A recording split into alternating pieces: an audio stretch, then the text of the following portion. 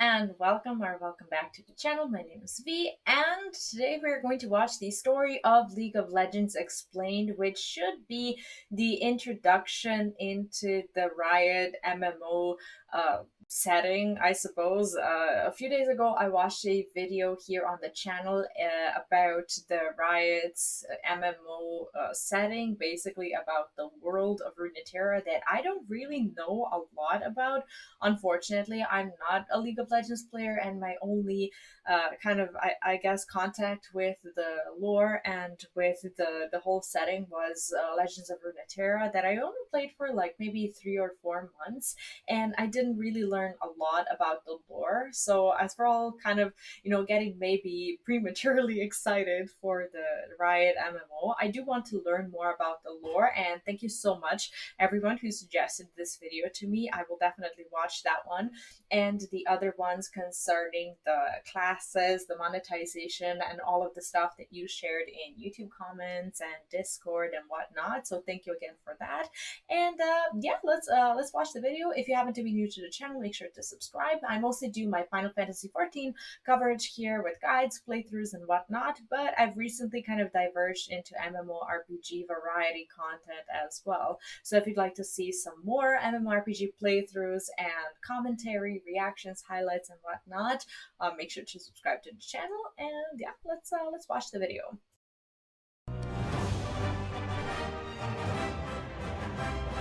Hope it's not too loud. The two most popular questions I get asked are: is the lore of League of Legends good? To which I say that we have a lore channel with over 500 videos now. I wouldn't be doing this if I didn't like the story. And I want to read the story, but I don't know where to start. That's my problem. That is a very hard question to answer, because quite frankly, you can start anywhere you want. All of Riot's stories are written in a way where no matter what story you read, all of the information you need to understand. This is, for me, this is something that's so overwhelming because I think I feel the same way that many other people do as well. It's like you start reading the story and it takes a lot of courage to just like dive into something new, and you don't know if there's something that you don't understand because you don't know the previous context, or because the story actually doesn't tell you this information. And that is always a very, very hard thing for me to get over when I'm learning the lore about the new MMOs. And that's why I like these trustworthy channels that just basically introduce you to the story from the very beginning and tell you what exactly you need to know in order to not feel like you've missed out on something previously when you encounter this kind of content. Understand it is somehow put in there. For example, if you are interested in Ionia, you can read about any champion in any order you want. But some characters talk about certain events more than others. Some champions, like Riven or Master Yi, explain the Noxian chemical warfare, but they still at least mention the main battle at the Placidium. Other champions, like Aurelia or Karma, explain the main battle at the Placidium, but they only hint at the chemical warfare. So like, where did these trailers, like, there's footage of someone. Where does this even come from?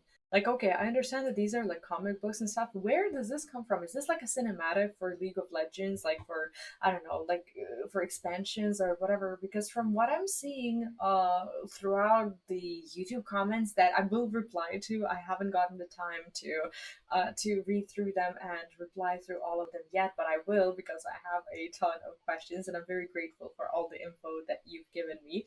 I don't know where this is coming from. So is there like a recap video of like all the cinematics that I should be aware of, or what? Like, what is but this? They only hint at the chemical warfare. So basically, all the stories contain all the information you need, so you are never left confused. But I understand that simply telling you that you can read whatever you want is not a good answer. After all, League of Legends does have its main storyline. Despite there being more than 145 champions, all with their own unique stories, there is an overarching plotline that serves as the real story above all the others. And today, we will talk about exactly that. It wasn't an easy task, but I managed to put together... He is very good at making you feel at ease. Like when he tells you, like, oh, this is something that's very difficult to process, or this is something that, you can find online, but you're probably going to be terrified of. And it's very relatable, right? And I'm like sitting here like, yeah, I would be totally afraid of that. And then he's like, okay, we are going to explain exactly the basics. And I'm like, yes, now I see why his videos have so many views. complete story of the main events that affected the universe of League of Legends. The way I did it was simple. I read a lot. All the information you're about to hear can be found in various stories and champion bios. But just like you have item descriptions or journal logs in other games, League is also hiding tiny pieces of information in places you wouldn't expect. You can actually get a lot of new hidden information by cross-referencing different champion stories. The way it works is that you usually have two champions from the other side of the world pointing at different mysteries. But when you realize that they are actually pointing at the same thing, you discover something massive. So with all of that said, keep in mind that the story of Runeterra can still get expanded upon. So in the future, some of the things we mentioned here may be already explained and things might be slightly different.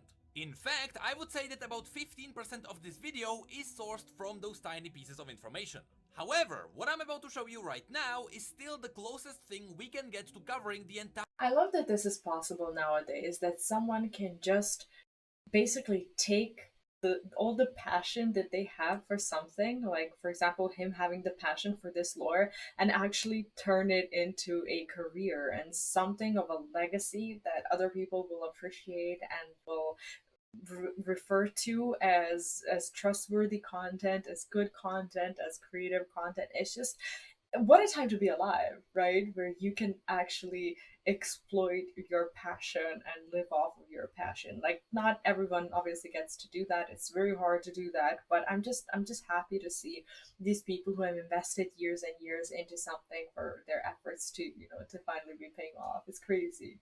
entire storyline of League of Legends. But enough about unnecessary explanations. Finally, without further ado, let's get into the main storyline of League of Legends. Let's start at the very beginning. In the ages before time was even a concept, there was nothing. Or at least that's what the things inside the nothing thought. You see, since the beginning of time, there were always the Watchers. They are these nightmarish shapeless creatures that drifted in the absolute darkness Are they like of the bad? universe. The thing is that the universe was so dark and empty, the Watchers themselves didn't even know they existed. There was nothing to see and nothing to feel. There was nothing to show them that they actually lived. But that all changed when a tiny spark of light appeared in the empty cosmos. That's insane. Suddenly, the Watchers realized they could see. It's actually very philosophical. It's like one of those questions. How does it go? Like if there's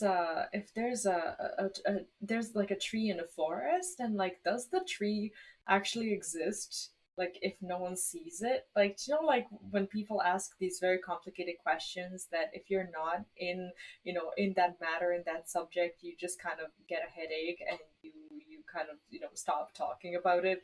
Like this is, I guess, that kind of question. It's like they were unaware that they existed because they didn't see themselves, and once the light kind of casts, I don't know, it's whatever, it's like if some of that light just like lands upon you, you suddenly have proof of your own existence, even though your existence was always something that you could feel. It's actually crazy. Not only that, they realize that they are conscious beings with senses. Just like that, the spark of light woke up the Watchers from their eternal sleep. Naturally, the Watchers were quite annoyed at the tiny spark. Up until now, everything was peaceful and quiet. But this spark was blinding them, and it was ruining their slumber. When they drifted closer to inspect the light, the Watchers found out that the tiny spark was in fact a window into reality. Inside the reality, dragons of twilight, cosmic beings, and even death itself came to be, and they roamed around the empty space. Some, like Aurelian souls, spread light around. They left little pieces of themselves behind, which created stars. And with a little help from cosmic dust, planets formed around these stars. The absolute majority of these newborn worlds were empty, but sometimes there was life. The one planet that we know about is Runeterra. Now, Runeterra wasn't shaped by... So Runeterra is the actual name of the planet, not just like of the world that we know. It's an actual cosmic entity. I see. Accident. The Celestials created this world with the use of the world runes, hence the name Runeterra. But while that was happening, the Watchers observed it all from afar. It didn't take long before... Is there any explanation as to why they did it? Like, why did they want Runeterra? Why did they need Runeterra? The celestial beings became aware of them. They knew that something was overlooking their realm, and they knew it was more powerful than anything in their reality. Now don't take this information for granted. Technically it should be considered a theory, but it is believed that the Celestials created Runeterra to host an army of powerful beings that would defend reality against the Watchers. This was never directly confirmed, but as you'll see from the rest of the story, that is highly likely what happened here. Okay, so these entities are technically the Watchers' enemies, I guess, since they're the protectors of what already is, and they're aware of the Watchers' existences, and they're like trying to prevent that. Anyway, the planet was created and the Celestials were paying close attention to its development. This is likely the time when Ornn, Anivia, Volibear and the Seal Sister appeared on Runeterra. It is theorized that the Celestials put them there to terraform the planet. The only thing that we get confirmed is that according to his legend, Ornn did actually shape the mountains of Freljord. However, after a mysterious disaster, the world runes that created this world were lost and scattered across the same planet. This is likely the reason why Runeterra is a magic. So are they like not important to the story anymore, or do you, I don't know, does someone go looking for them? Can they even go look for them? Maybe like I'm asking a lot of questions that are going to be explained later on, but I can't shut up. It's too interesting. Of spirits. It is likely because the world runes slowly radiated magic into the surrounding lands.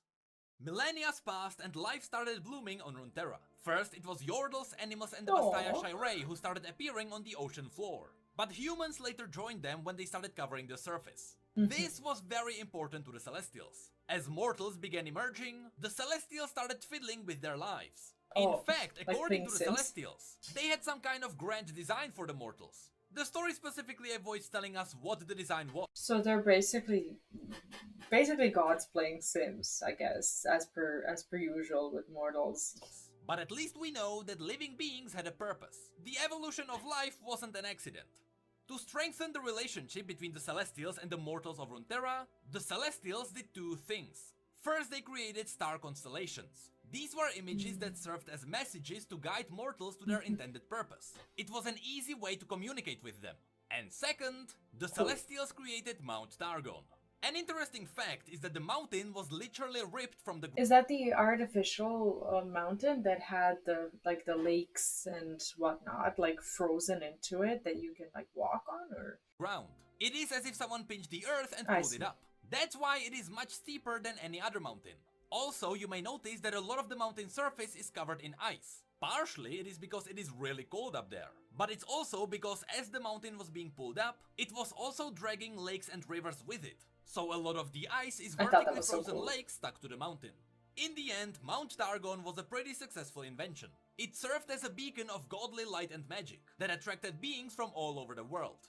The more advanced mortals even formed their own civilization around its peak, which gave them a deeper connection with the celestial realm. And after some time, few of the most trusted individuals were elevated by the Celestials, specifically by the Celestial aspects, creating the very first ascended beings.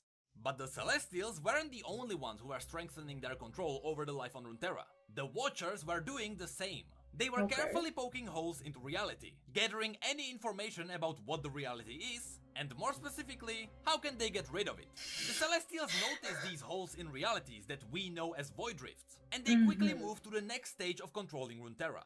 Now it was about this time when Aurelion Sol flew by and he noticed how much the life on Runeterra bloomed. And when he got closer, he noticed that all the tiny mortals looked up at him, and they worshipped him. Now this... And he's a Celestial, right? This Aurelion didn't mind at all, and he often came back to visit Runeterra between his journeys into the dark. I remember him as a card in Runeterra. I love that card. At one point, the mortal community up on the mountain, who were now known as the Targonians, offered Aurelion Sol a crown. Aurelion of course appreciated the gesture of gratitude, and he happily put it on. But as he did that, he willingly chained himself to the planet, because the crown bound Aurelion to the will of the ascended Targonians. Oh damn. Aurelion Sol was now enslaved. We don't really know if it was just the Targonians who did this Was that on purpose?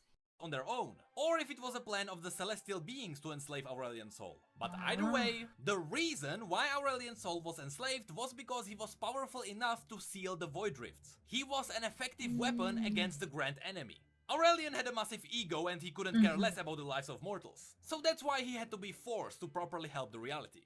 At this point, the Watchers were at their limits. They wanted to learn more about Runeterra, but they were massive, and the rifts were tiny.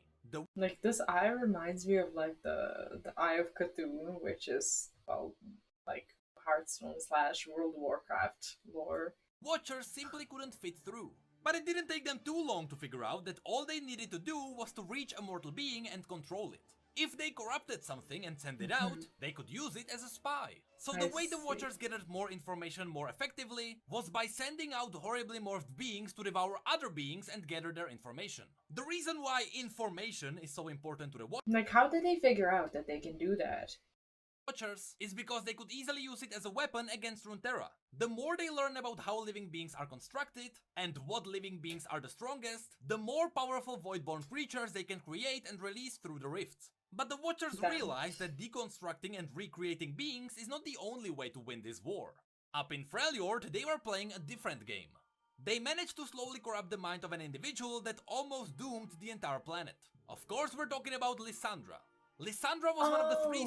So she did something bad, and then she realized that it was bad, so she tried to like create some sort of like gate or something like that. So now she's like a guardian. Is that the story, or? Sisters that ruled Freljord, the second most powerful region at that time, right after Targon. The three She kind of reminds me of Queen Ashara. Like, if you know a story of like World of Warcraft, she's the one who kind of teamed up with like the Void Gods and everything, and it didn't really go well. Sandra, Sorilda, and Avarosa. And all of them were drawn to celestial magic. Sorilda wanted to command the celestial heavens, but for her arrogance, she lost her voice to the first Twilight. Avarosa witnessed the twisting dark overlooking the world, and she was deafened by its complete emptiness. And Lysandra disrespected the wild magic of Runeterra, and as her punishment, she was blinded by— Oh, so they're like the three monkeys, like the emoji and like the statues with like the Volibear. Together, one blind, one deaf, and one mute, the three sisters ruled Freljord. Since she was blind, Lysandra had to rely on her hearing and delving into dreams. This meant that over time her hearing was so good she could hear what others could not. Voices that echoed through the fabric of reality. Unfortunately, what she didn't know is that it was the Watchers who slowly corrupted her.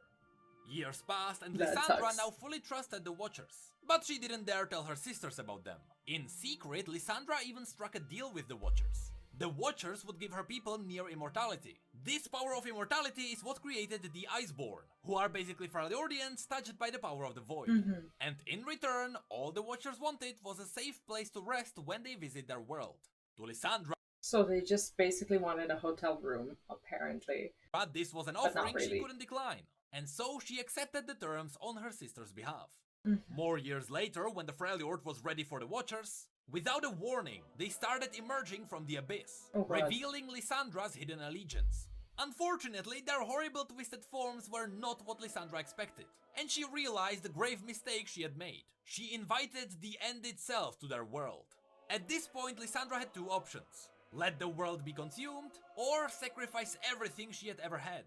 And so, using her Iceborn powers, Lysandra managed to freeze everything and everyone who was present. So basically they made the mistake of actually making her too powerful, killing Sorilda and Avarosa in the process.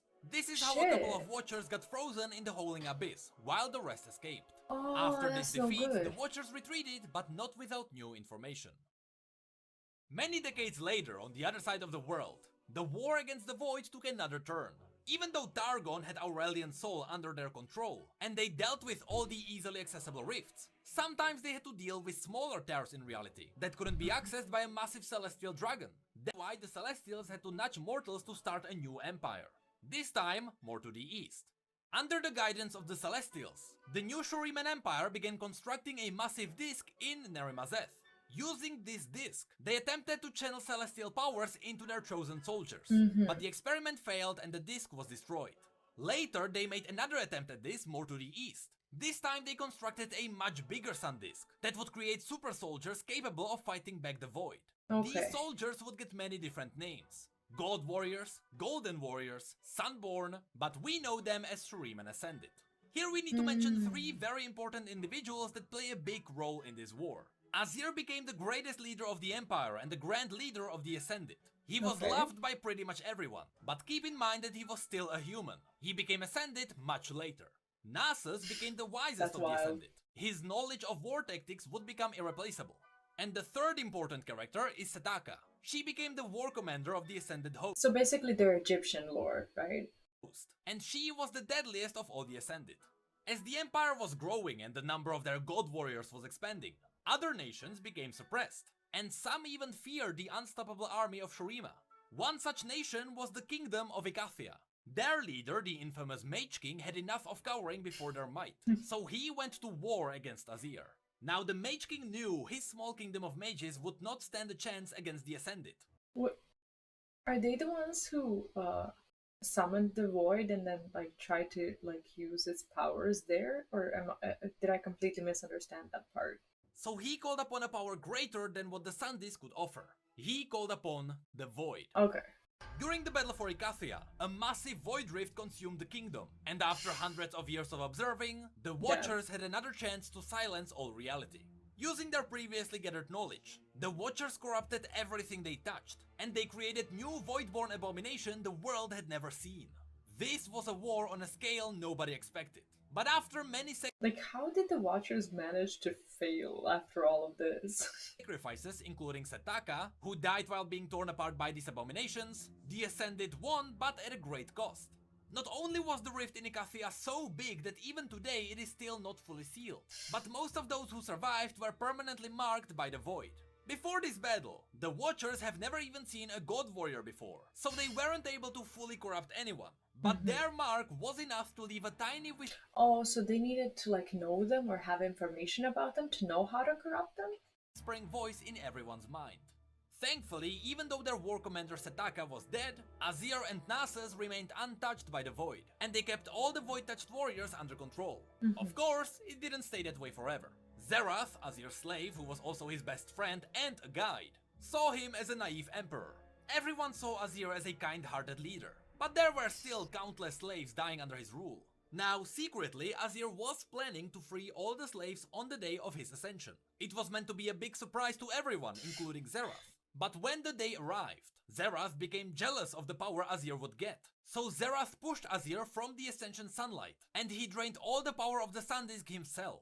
This led to Azir's death and the destruction of the capital city. But what's worse, it also left all the Void-touched Ascended without a leader to keep them under control. The only one who could do something about this was Nasus. He was wise, but more importantly, he was not touched by the Void. However, keeping so many corrupted Ascended in line was an impossible task even for him. And eventually it was so dangerous, Nasus had to go into hiding. This meant that the Ascended warriors, now without a leader or I don't think he was a coward. I guess it's better for him to, to survive and regroup or whatever than just like throw his life away like sometimes characters just end up doing. For purpose, and with tingling void whispers in their minds, went absolutely insane.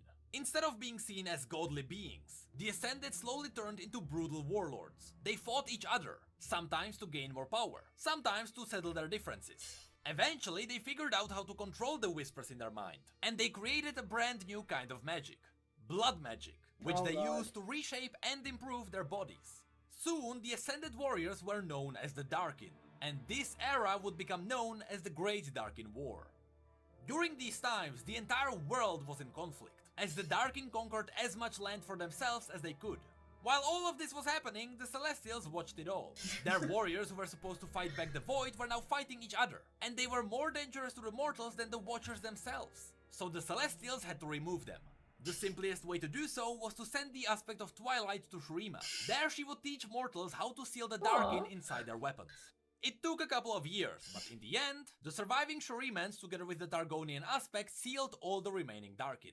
And finally, the world saw peace again. For a while, anyway.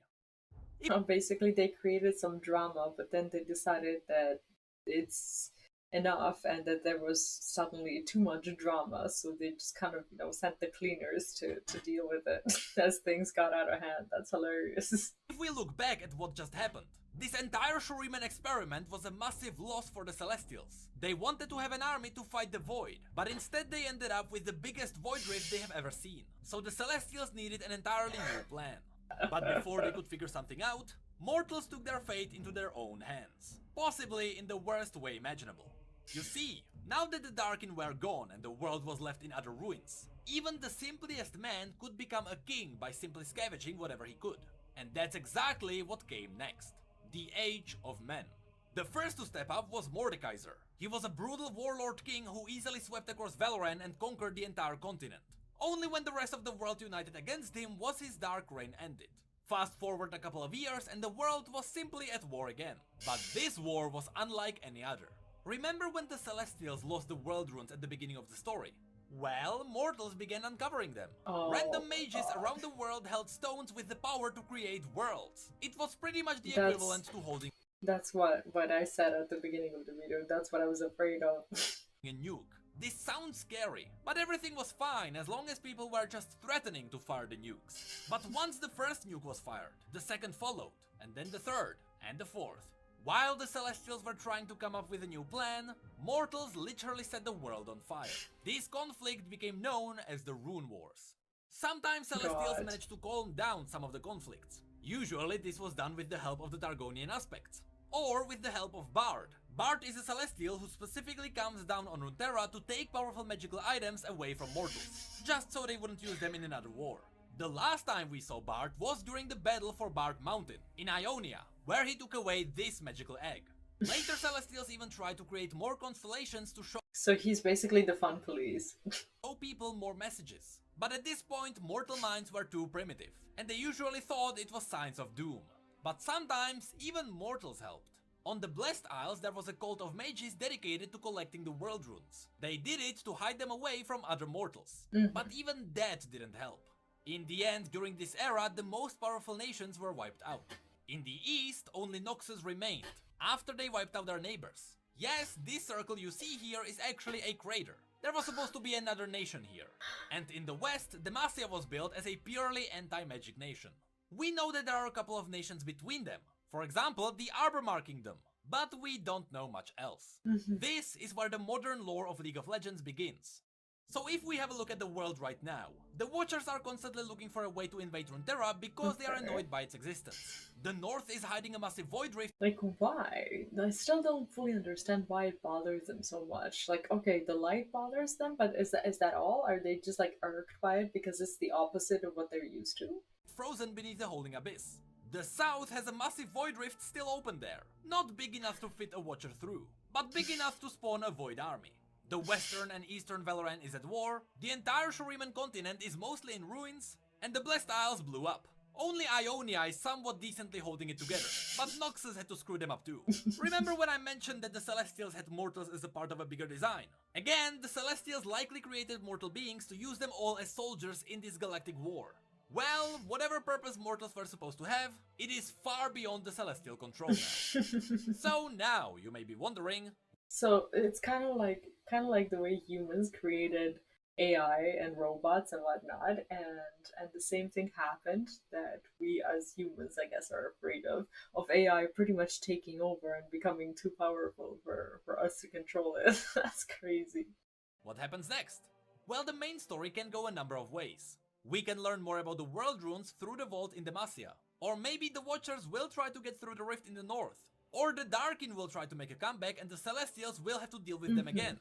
Riot created a playground where they can do a lot of different things. Just remember, it really doesn't matter where you begin to read. Okay, well this was a good intro, because now at least I know what some of the regions are about, and it's starting to make a little bit of sense. Every champion and every story makes sense on its own, so you can't get lost. If you ask me, start with the stories found on Silas's page. He's a great champion for entering the new lore. He will get you right into the newest conflict. And right after that, maybe have a look at Udyr. I think he will surprise you too. But no matter what you decide to do, just have fun and go for whatever you are interested in. The days of bad lore are gone, and I think you'll be pleasantly surprised. That was a really good video. Honestly, I feel very much at ease listening to Necrit's content, because it's just really kind of helps me understand things in a very, very simple way. And honestly, it's getting me interested. It's getting me more relaxed about learning the new lore. And I just kind of wanted to say also quick thank you to everyone who has commented on my YouTube videos, because your like little bits and pieces of lore and input are something that I actually read and try to remember, and it's really helping me feel, both welcome in this like new community and new content, and it's helping me understand the world better. So I just wanted to say thanks, and I really appreciate it. And now I'm starting to see just how much of the lore there is, especially judging by some of your more in-depth comments. So thank you for that. And yeah, I enjoyed the video. I'm looking forward to watching the next one. I already have a list made, so I'll be going through those videos. If you have any other ones that you would like to suggest, feel free to do that here in the comments. And yeah, I guess I'll see you in my next one. If you're new to the channel, make sure to sub if you would like to see more of them. And yeah, that's it. Thank you for watching. Take care, and I'll see you in my next one. Bye!